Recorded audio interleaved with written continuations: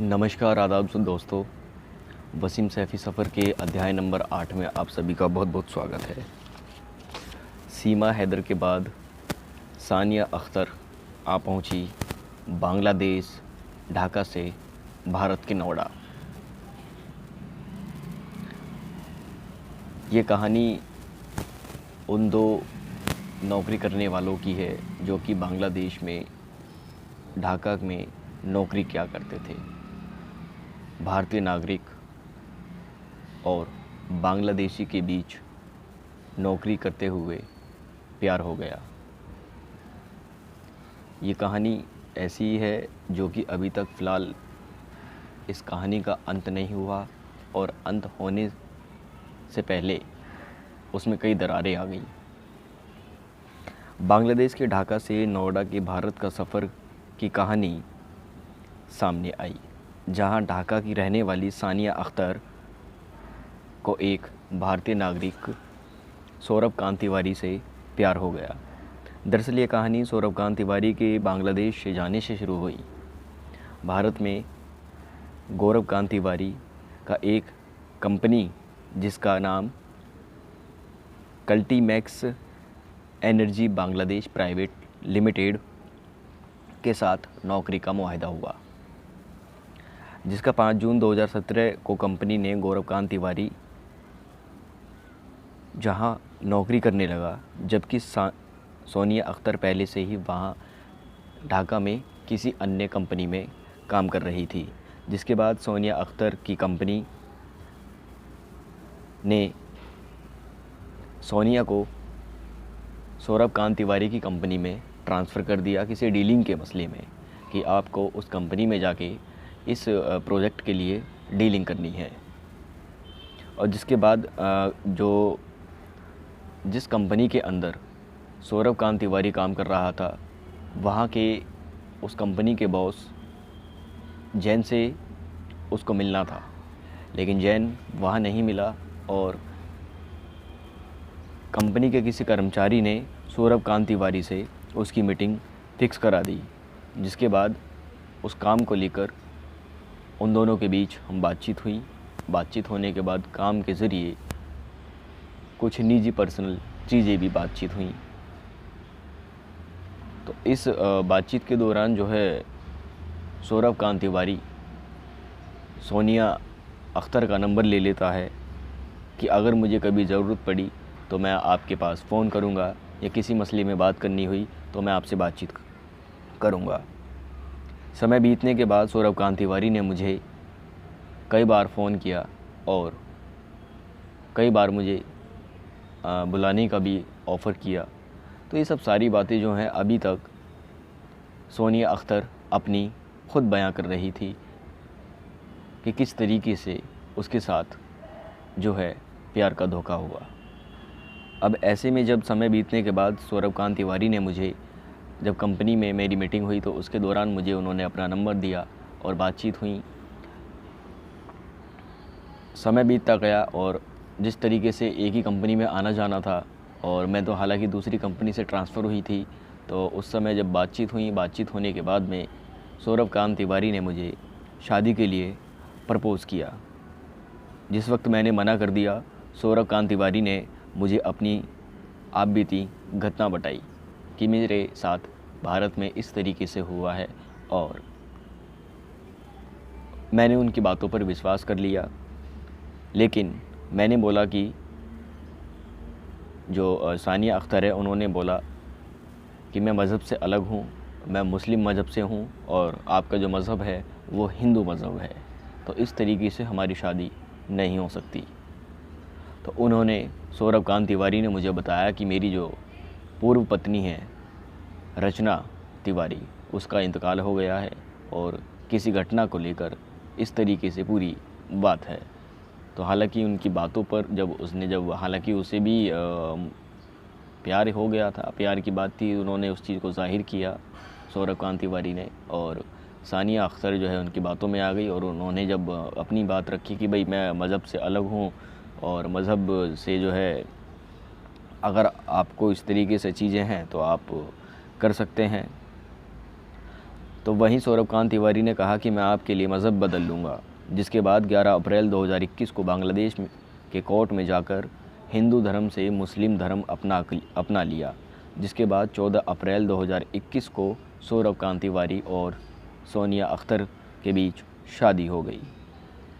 शादी करने के बाद कंपनी के एक बने हुए क्वार्टर में हम लोग रहने लगे, जिसके एक साल बाद 20 अप्रैल 2022 को सौरभकांत तिवारी से मेरा 1 साल का बेटा हुआ, जो कि हॉस्पिटल में बर्थ हुआ था।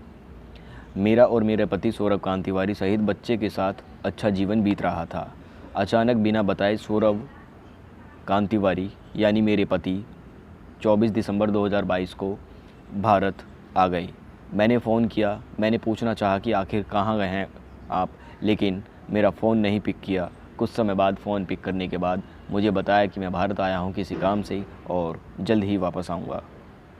फिर कुछ महीने बीतने के बाद यानी 8 महीने का जो टाइम पीरियड था वो बीतता गया और सौरभकांत तिवारी बांग्लादेश नहीं आए, जिसके चलते मैं क्वार्टर में ही रह रही थी। और कंपनी के जो कुछ कर्मचारी हैं वो एक नोटिस लेकर आते हैं मेरे पास कि ये सौरभकांत तिवारी का ही घर है। मैंने कहा हाँ। तो उसके बाद में जो है सौरभकांत तिवारी के उसमें लेटर में लिखा हुआ था कि आपको ये मकान जो है, क्वार्टर जो आपको मिला हुआ है कंपनी की तरफ से, वो आपको खाली करना पड़ेगा। अब ऐसे में वो सानिया अख्तर जो है सोच में पड़ गई कि आखिरकार ये क्या हुआ, कि अभी तक मैं रह रही थी और ऐसे में अचानक कंपनी का आना नोटिस। और मैंने फिर पूछा कंपनी वालों से आखिरकार सौरभकांत तिवारी कंपनी के किसी काम से बाहर गए हैं या नहीं।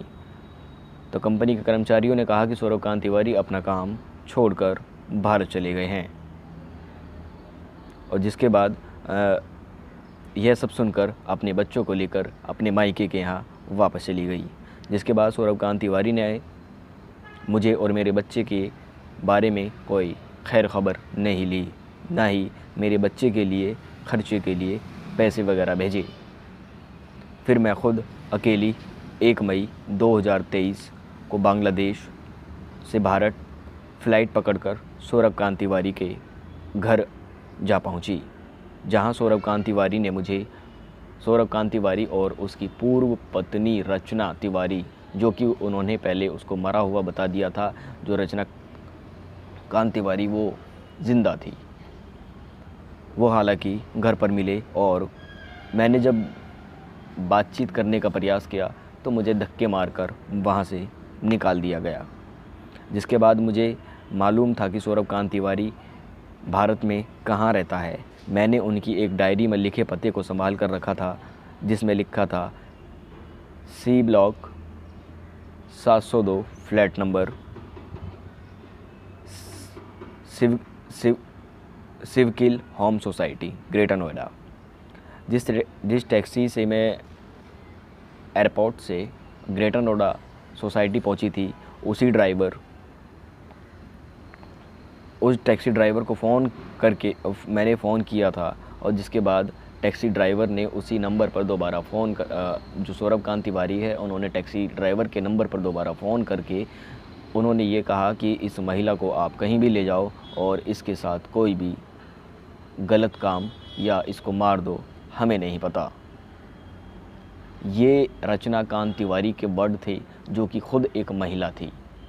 उन्होंने टैक्सी ड्राइवर को इस तरीके से बात की और उसकी पति की दूसरी जो बीवी है सोनिया अख्तर, उसके लिए इस तरीके की बात निकल के आई। सौरभकांत तिवारी और उसकी पत्नी रचना तिवारी टैक्सी ड्राइवर से इस तरीके से बात करते रहे और उसे रास्ते बर रास्ते उसको भटकाते रहे। परी चौक के पास रेडिशन ब्लू होटल के पास मैं गाड़ी में बैठी थी और मैंने इस तरीके से मैंने जो है चिल्लाना शुरू किया। हालांकि ड्राइवर की जो ये चीज़ें थी मुझे अच्छी भी नहीं लगी और ना ही ऐसा बर्ताव मैंने कभी देखा था। मैं पहली बार भारत आई थी, पहली बार दिल्ली आना हुआ मेरा, और इस तरीके की जब चीज़ें हुई तो जो रेडिशन ब्लू होटल के जो गार्ड थे वो तमाम 2-3 लोग भाग के आए। मैंने जब चिल्लाना शुरू किया तो आकर टैक्सी ड्राइवर को पकड़ा और टैक्सी ड्राइवर को पकड़ने के बाद सारी बातें पूछी। तो हालांकि टैक्सी ड्राइवर जो था वो वहाँ से भाग गया। और उसके बाद जब गार्ड ने मुझे फिर अपने पास बिठाया और बोला कि बताइए आपके साथ क्या हुआ है, आपका क्या नाम है, आप कहाँ से आई हैं, तो मैंने उनको अपनी पूरी आप बीती बताई कि मैं बांग्लादेशी महिला हूँ और इस तरीके से मैं अपने पति के घर आई थी और मुझे अब जो है बाहर निकाल कर खड़ा कर दिया है। हालांकि जो मैंने सिम ख़रीदी थी पासपोर्ट से, उस सिम से ना तो कोई कॉल लग रही थी ना कुछ हो रहा था, लेकिन मैंने अपने बांग्लादेशी जो व्हाट्सअप नंबर है उसके माध्यम से मैंने नेट ऑन किया और अपने घर पर बात की। घर पर बात करने के बाद फिर गार्ड ने मुझे रुकने के लिए सूरजपुर के क्राउन प्लाजा होटल के अंदर वहाँ मेरा रूम बुक करा दिया। अगली सुबह मैंने होटल रूम चेकआउट किया, पर आगे अब कहाँ जाना था किसी बात का नहीं पता। फिर मैंने थाना सूरजपुर के कस्बा चौकी में अपनी शिकायत लेकर गई, जहाँ चौकी इंचार्ज ने मुझे सूरजपुर थाने भेज दिया, जहाँ शिकायत लेने के बाद सोनिया अख्तर के पास में सोनिया अख्तर को अब वहीं थाने के करीब एक गेस्ट हाउस वगैरह में रख दिया गया। जिसके बाद पुलिस द्वारा पति की तलाश की गई। पुलिस ने सोनिया अख्तर को बताया कि मेरे पति, आपके पति सौरभ कांत तिवारी घर से फ़रार हैं, जो कि अभी की उनकी कोई जानकारी नहीं है। पुलिस कई बार उन सौरभ कांत तिवारी के फ्लैट पर गई, जो कि उसका कुछ पता नहीं था। पड़ोसियों से पूछा गया तो पड़ोसियों ने बताया कि 2 दिन से वो फ़रार है। इस बात को लेकर पुलिस ने सोनिया अख्तर को आकर बता दिया। अब उसके बाद जब भी पुलिस जाती, 2 दिन से पुलिस तलाश करने की कोशिश कर रही थी, तो पुलिस को सिवाय उसके घर का ताला ही मिलता। फिर 7 मई 2023 को बांग्लादेश सोनिया अख्तर वापस चली गई, जिसके बाद सूरजपुर पुलिस का कहना था कि आप एम्बेसी की मदद से वापस भारत आइए, हम आपके साथ हैं, जो भी कानूनी कार्रवाई होगी हम उसके करेंगे और आपको इंसाफ दिलाने का पूरा प्रयास करेंगे। फिर अगस्त 2003 को मैं भारत वापस आई और थाना सूरजपुर पुलिस से मिली, और उसके बाद मुझे थाना सूरजपुर पुलिस द्वारा डीसीपी महिला ऑफिस भेज दिया गया। मैं अपनी शिकायत को लेकर मैडम से मिली और मैडम ने मेरी मदद करने की बात की। फिर मैडम ने सौरभ कांत तिवारी को और मुझे आमने सामने बुला लिया गया। जब मैंने बातचीत रखी तो मैडम ने पूछा कि आप क्या इनको जानते हैं, तो हालांकि जब उसने खुद ने कबूलनामा किया कि हाँ ये मेरी पत्नी है, जो कि बांग्लादेशी में मेरी इससे शादी हुई है। हालांकि मैडम ने जाहिर किया कि आप इस तरीके से पारिवारिक मामले को लेकर आगे ना बढ़ाएं, आप अपनी पत्नी को अपने साथ ही रखें। लेकिन वहाँ उन्होंने कोई ऐसा जवाब नहीं दिया, वो बिना जवाब दे ही वहाँ से चले गए। जब तक पुलिस प्रशासन वहाँ सामने था तो उन्होंने कहा कि हाँ ठीक है, मैं इसको रखूँगा, लेकिन वहाँ से क्षण ही कुछ समय बाद वो वापस चला गया। अब इन चीज़ों को देखते हुए आखिरकार मैं खुद परेशान थी। फिर मैडम ने मुझे जो है उसके बाद मैं वहाँ से निकल गई और जो मेरे वकील थे उनके साथ मैं वहाँ पर 2 दिन उनकी दोस्त के यहाँ रहने लगी। फिर शाम को तकरीबन सौरभ कांत तिवारी का मुझे फ़ोन आया और उन्होंने मुझे कहा कि मैं मिलना चाहता हूँ। मुझे क्राउन प्लाजा होटल बुलाया। 4 घंटे इंतज़ार करने के बाद काफ़ी समय बाद आया। सौरभ कांत तिवारी ने मुझसे मुलाकात की और उसके बाद घर जाने की बात हुई तो सौरभ कांत तिवारी ने मुझे मना कर दिया। सौरभ कांत तिवारी ने मुझे एक नॉलेज पार्क एक होटल में रूम बुक कर मुझे वहाँ ठहरने के लिए कहा, लेकिन लगातार मैं बार बार कहती रही कि मुझे घर कब लेके चलेंगे आप। उस बात को अनसुनी कर वो इधर उधर की बातें करने लगे। हालांकि फिर मैं वहाँ होटल में रुकी। होटल में रुकने की 2 दिन की व्यवस्था उसने की थी, जिसमें 1 दिन की पेमेंट उसने की और दूसरे दिन की पेमेंट नहीं की, जिसका रवैया देखते हुए मैंने थाना नॉलेज पार्क पुलिस को फ़ोन कर दिया। पुलिस मौके पे आई और मैंने उसको पूरी घटना बताई, जिसके बाद उसने ऑनलाइन के माध्यम से दूसरी भी पेमेंट कर दी। अब फिर थाना नॉलेज पार्क पुलिस ने मुझे दोबारा डीसीपी महिला के यहाँ भेज दिया।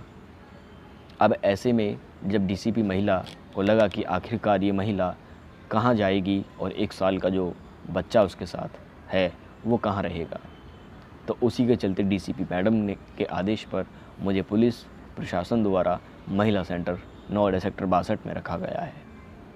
अब ऐसे में सोनिया अख्तर का कहना है कि मेरे बच्चे की तबीयत ख़राब है और इस सेंटर में महिलाओं का आना जाना लगा रहता है। ऐसे में 1 साल के बच्चे के लिए सेंटर में रहना ठीक नहीं है। मैं जल्द ही नोएडा पुलिस और उत्तर प्रदेश योगी आदित्यनाथ, जो कि उनकी सरकार है, और भारत सरकार में नरेंद्र मोदी जी की सरकार को मैं अपील करती हूं कि मेरे साथ हुए इस अन्याय को इंसाफ दिलाने के लिए आगे आएं और मुझे इंसाफ ज़रूर दिलाएं। लेकिन अभी तक सौरभ कांत तिवारी और उसके परिवार की तरफ से ऐसी कोई प्रतिक्रिया नहीं रखी गई है कि जिसके चलते सोनिया अख्तर को यहाँ पर रखा जाए। वहीं सोनिया अख्तर का साफ तौर से कहना है कि अगर मुझे नागरिकता के लिए राष्ट्रपति तक भी जाना पड़े तो मैं अपनी नागरिकता के लिए राष्ट्रपति महोदय से मिलूंगी और मुझे यहीं भारत में रहने की इजाज़त दे दी जाए। तो देखिए, ये कहानी अभी इसका एंड नहीं हुआ कि हालांकि अभी इसमें पुलिस प्रशासन इसमें जांच कर रही है, उन पहलुओं पर देख रही है कि आखिरकार इस तरीके से कब हुआ। ये सब चीज़ें हैं जिनको लेकर अभी पुलिस अभी जांच उसकी चल रही है। जांच जब तक पूरी नहीं होगी तब तक कुछ नहीं कह सकते कि आखिरकार क्या होगा। लेकिन इस उम्मीद से सोनिया अख्तर बांग्लादेश से भारत आई है अपने बच्चों को लेकर, तो कि आशा करते हैं कि उसके साथ जो हुए उस गलत को लेकर उसके साथ न्याय हो और इन चीज़ों पर शासन, प्रशासन, सरकार अपनी उस महिला के लिए मदद के लिए आगे आए। फिर एक नई कहानी के साथ शुरुआत आपसे बातचीत करेंगे। जय हिंद, नमस्कार साथी।